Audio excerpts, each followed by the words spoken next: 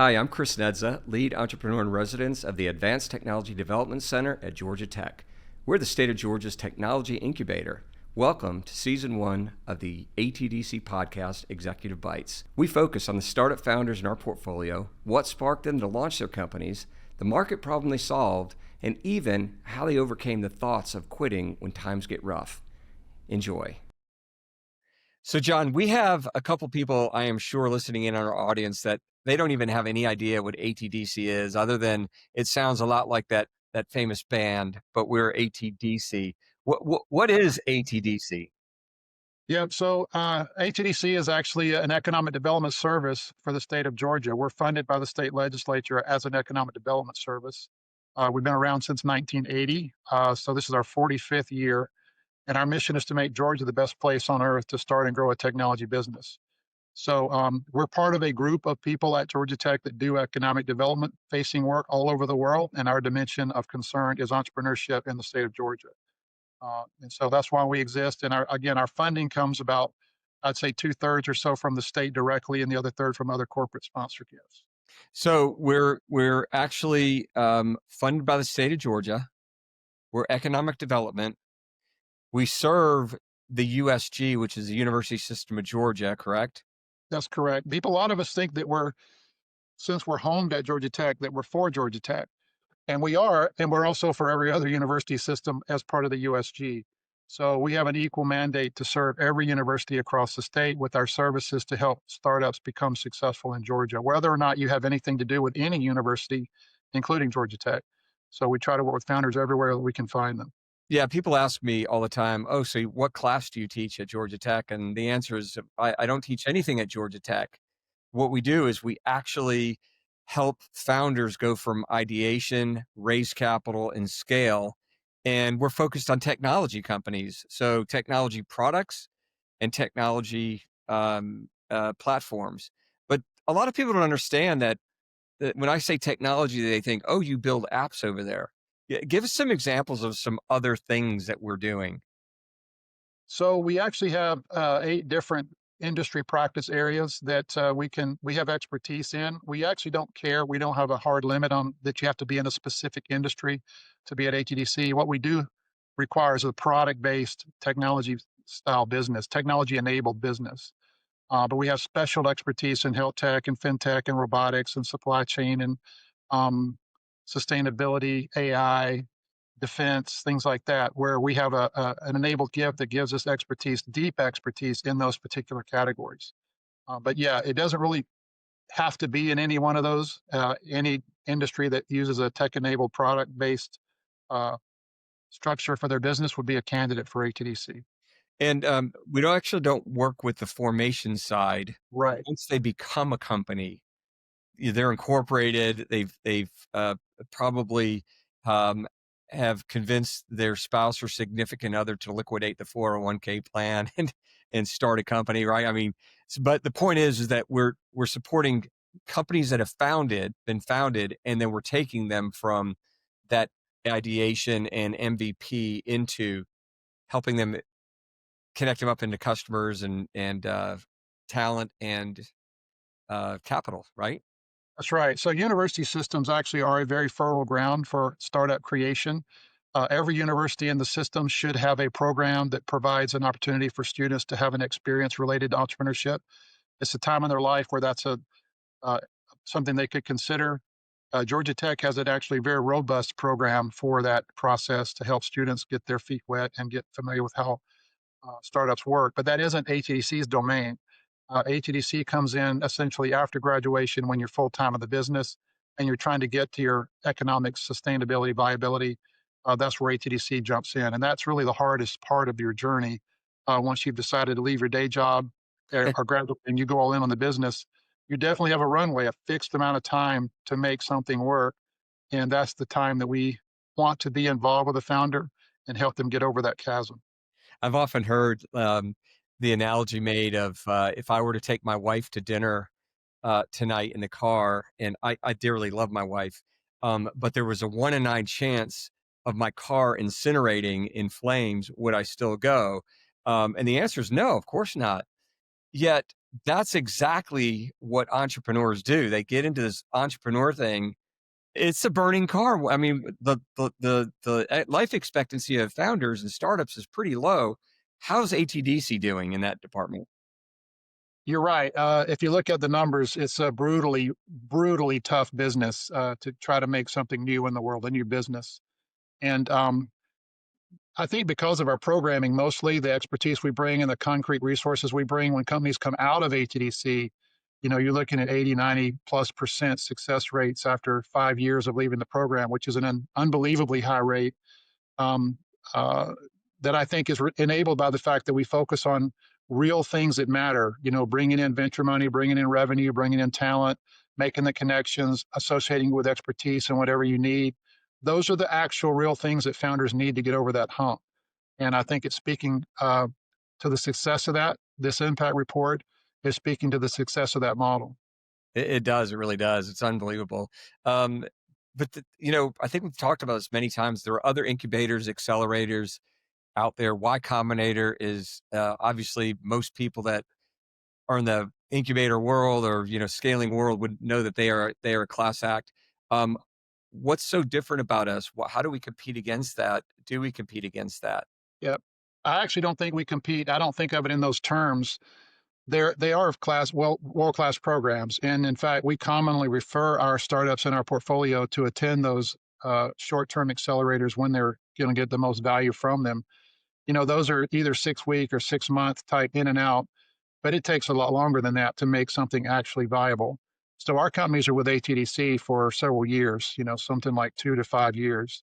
And so we're there for that long haul, that actual journey from the first day on the job to their first several million in revenue.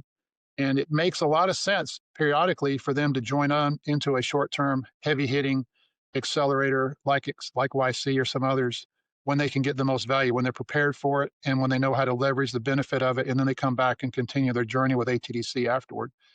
So I feel like the unique thing that we have is it's not a cohort model, it's a long term place to grow. And with whatever you need during that time where you're trying to get to your economically viable, stable state. And I've often heard that that's the difference between an incubator and an accelerator. Mhm. Like we're incubating them; it takes a while. In fact, one of the other things that we deal with is deep tech. Yep. Now, actually, the word incubator is can also be confusing because you're right. Accelerators are the short term, heavy hitting programs where we're an incubator, which is long term. But normally, incubators are thought of before accelerators, like in the very early phases. But we're actually an incubator on the after side to help you get to the viability once you're full time in the business. So it causes a lot of confusion when people don't know what box to put us in. What I tell people is if you're full time, all in on the business, and you haven't yet gotten to your stage of economic viability, then that would be a time to reach out to ATDC. So, looking forward, what's our secret sauce? I think of it as two dimensional, really. One is that incredible network of expertise. Almost anything you've ever had to face as a founder, we have people in our organization that have been through it before and are willing to help you get through it yourself. That's rare. It's not common, but after 45 years, there's a very deep pool of resources that we have access to. The second is concrete resources, full time staff to help raise money, full time staff to help find customers, full time staff to help find talent, full time staff to help find non dilutive funding. Those are the nuts and bolts. Those are like the real tangible resources that founders need to be successful. And we cover both sides, that expertise and networking and the concrete resources matchmaking. So I think it's a unique model, and I think it's like I said, it's proving to be valuable and workable. What, hey, John, any I mean, this is a love of work and connecting and touching people's lives. I want to throw a curveball at you. Are there any particularly memorable moments that you've had with founders that really tugged at your heart as to why, and which is why you do what you do? Well, actually, the conversations are pretty deep and probably not for sharing the details about. But we have a weekly lunch with our signature portfolio founders weekly. We close the door, we provide food. We don't have a lot of content, but we just open the floor for people to talk about whatever is on their mind.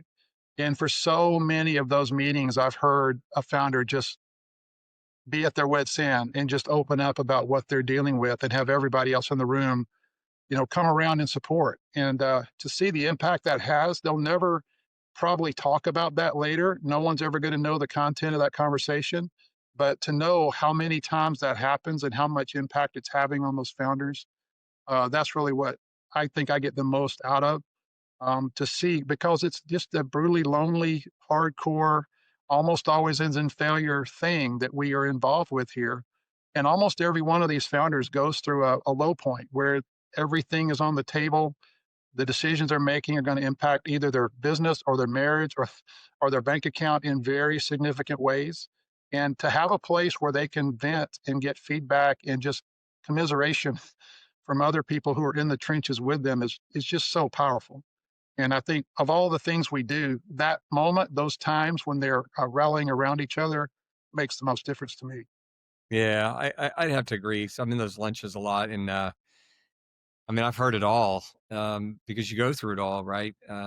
It's surprising how common it is that a founder on their way will get to that low point eventually at some point, almost inevitably.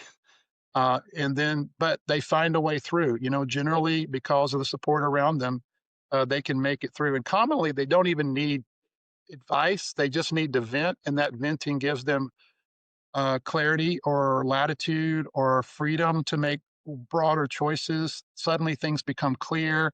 That way, startup founders are smart. They're generally the people in the world that are the most creative at finding solutions. Whenever the world's falling apart, the entrepreneur in the room is the one figuring out how they can make something good out of it.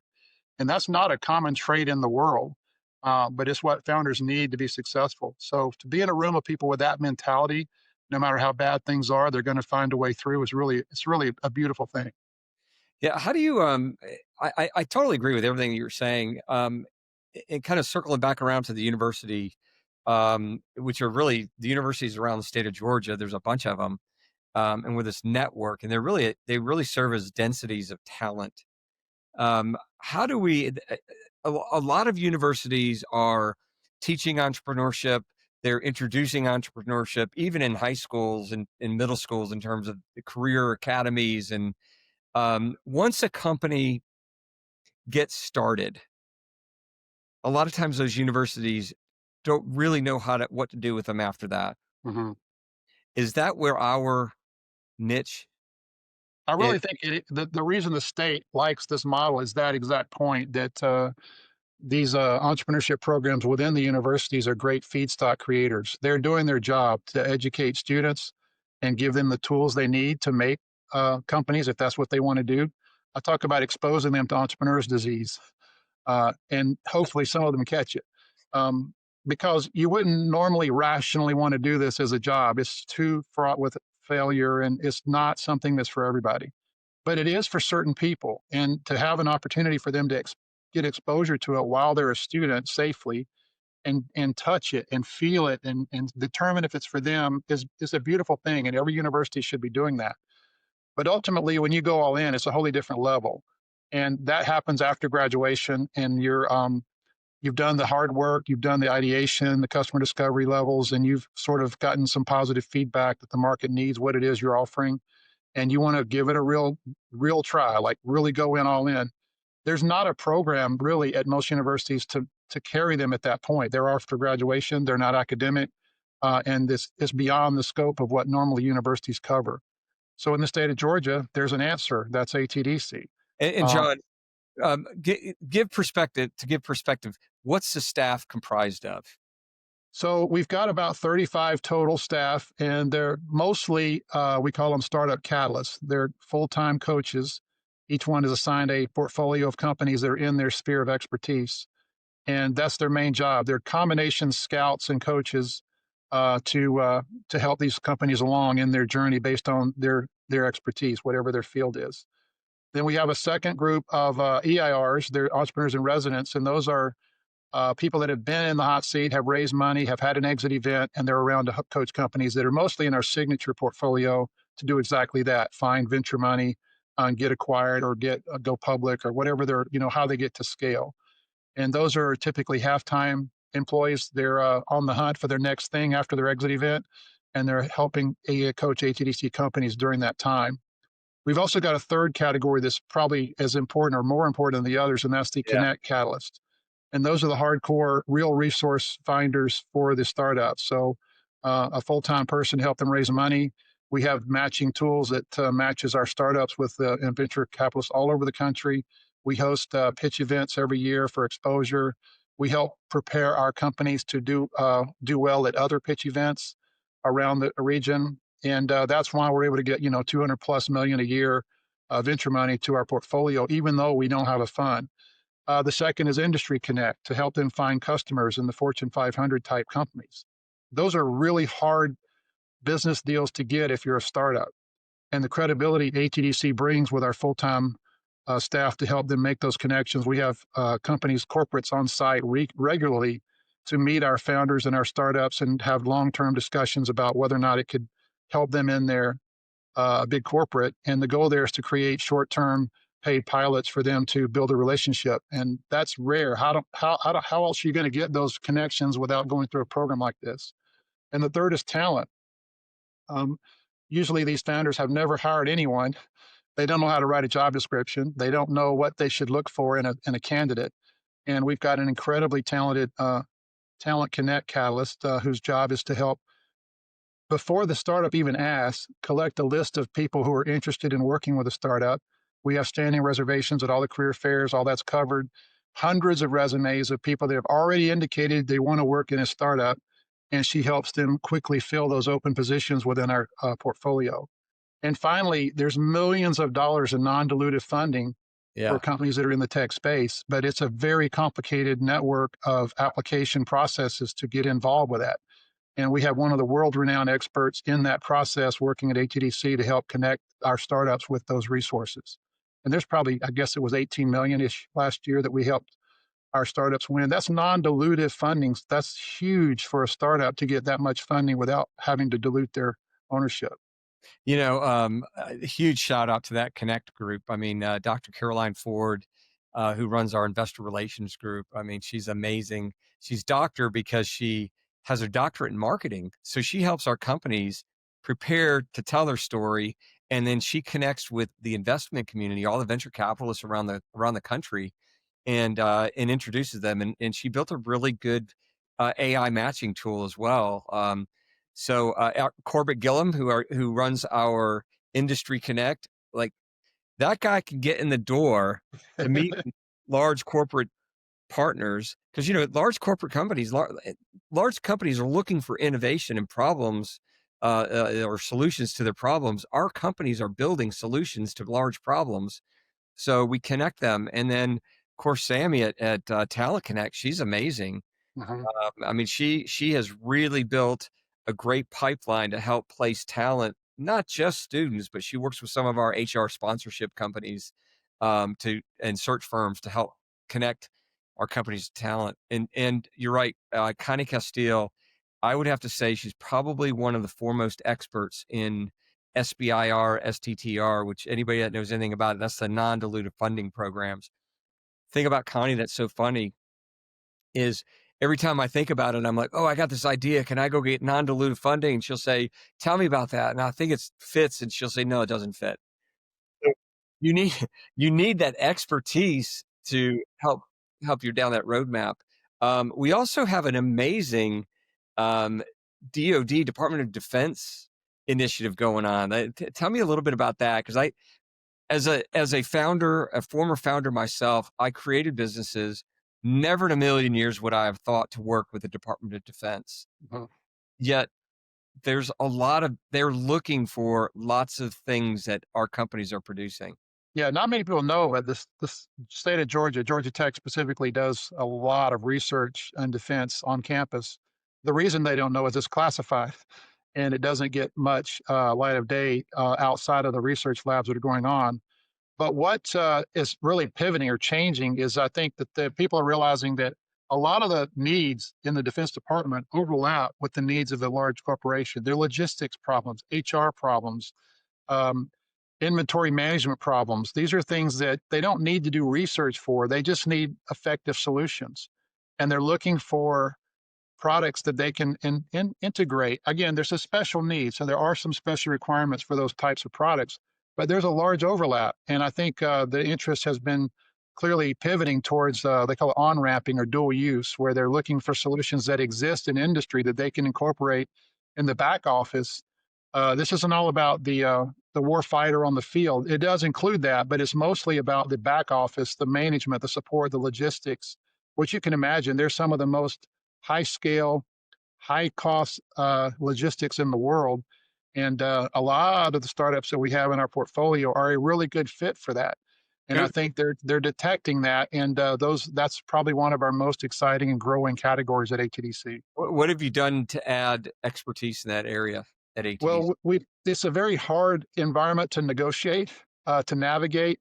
You can speak for 30 minutes just saying letters that don't have anything else behind them.